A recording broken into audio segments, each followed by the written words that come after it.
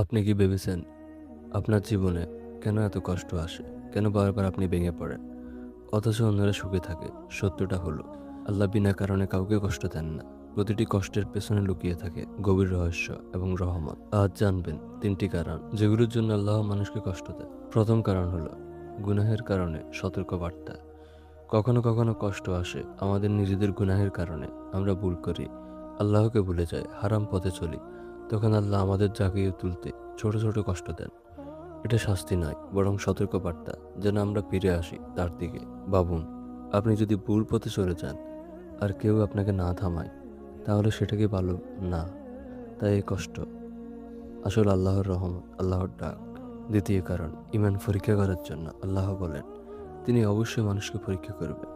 তোমরা বলবে তোমরা মুমিন, আর আল্লাহ পরীক্ষা করবে না, এমনটা হয় না। যাদের তিনি ভালোবাসেন তাদেরই বেশি পরীক্ষা করেন। কষ্ট আসে দেখতে আপনি কি ধৈর্য রাখেন? আপনি কি আল্লাহর উপর ভরসা রাখেন?